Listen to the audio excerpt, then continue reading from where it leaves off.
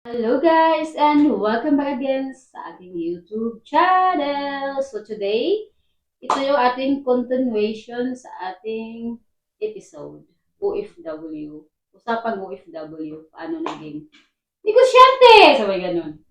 Sa mga bago pa sa aking YouTube channel, please subscribe, like, share, comment, and don't forget to hit the notification bell para update kayo sa ating mga susunod. Okay, part 5 na tayo guys. Masasabi mo ba na ano ka na, nakuha mo na lahat, parang hindi mo na kailangan yung mga, may mga bagay ka pa ba na gusto mo pa na maabot, marating? Alam mo, hindi porky kasi na sa ngayon, parang masasabi mong may na-achieve ka na, parang titigil ka na. Kasi parang yung mga bagay na hindi mo nakukuha noon, nakukuha mo na ngayon.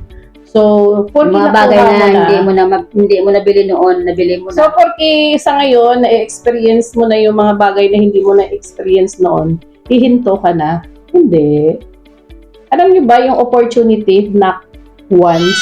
Naniniwala ako doon. Saka alam mo yung mga opportunity is gift from God yun.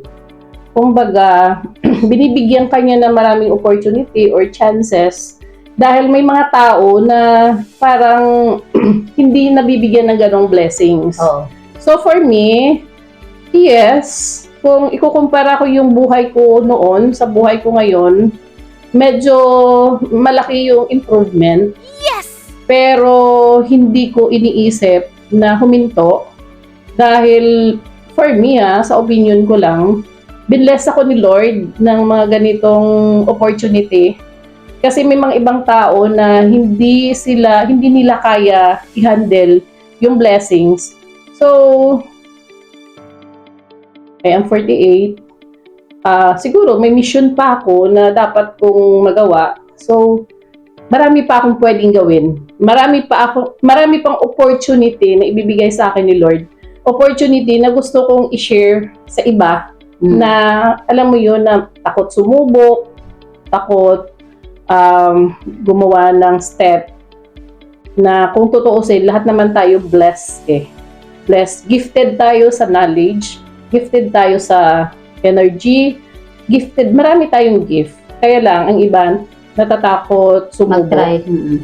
So for me, na-feel ko yung wisdom, na-feel ko yung lead ni Lord sa akin. Yung leading ni God. Marami pa akong pwedeng gawin at hindi naman sa porke may na-achieve na ako, hinto na lang ako. Marami pa akong pwedeng tulungan or marami pang gusto ko pang magtanim. Yes! Okay, para marami pa siyang maani guys. Yes. Wow! Kasi Isa na bibigyan doon. yan eh. The more you give, the more you receive. Gusto ko magtanim Oo. para in the future na hindi ko na kaya. Hindi ko rin naman sinasabi na babalikan ako ng mga tataniman ko. Pero wala akong magiging regrets sa buhay ko na dahil binless ako, huminto na lang ako at umasa na lang. Gusto ko yung feeling na tumandaman ako at mawala na ako ng chance or limited na yung energy ko. Masasabi ko na okay, nagawa ko na lahat. Yung part ko, yung mission ko, yung calling ko, nagawa ko na. So, magiging maayos na at magiging matiwasay na yung pagpapahinga ko. Ganun. Yun. So, yun guys.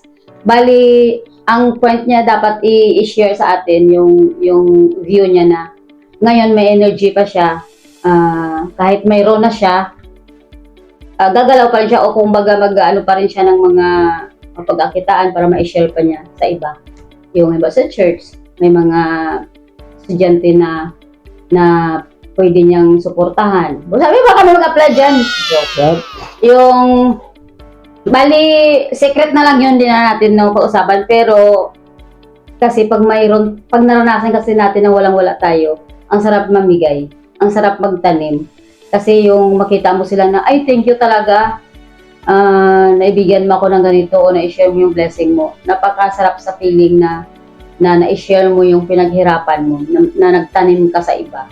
So, hindi ibig sabihin na marami kang, di ba ngayon, ang mga mayayaman, nagpapayaman pa.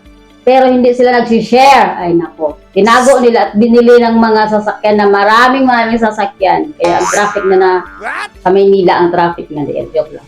So yun, yung blessing kasi na binigay ni God sa atin is, ano yun kung paano natin i-handle yan. Makikita mo yung talagang bless ka ni Lord kasi pero alam mo hindi mo ma-imagine na ay paano ko ginawa yun? Paano kaya bakit ko nagawa yun? Parang pag mag-look back ka or alalahanin mo yung ginawa ni Lord sa buhay mo na noon nakahiga lang ako sa kawayan, ngayon ay nako, ibang level ng higaan, di ba? Alam niyo ba? Hindi ba nila alam? Kaya sabihin mo okay. sa kanila. Ang tagal ko sa abroad. 7 years and 7 months. Pero yung bahay ko, gutay-gutay. Tuwing uulan, Tumutulo. grabe yung pasok ng tubig sa loob ng bahay. Then, nag-start ako ng business. Naka 2 years na ako sa business, pero yung bahay ko, ganun pa rin. Oh. Alam mo yun, yung kapag galing ka sa wala, kapag parang nakamit mo na yung mga bagay na parang imposible mong makamit, hindi mo kailangan mag-level up agad ng lifestyle.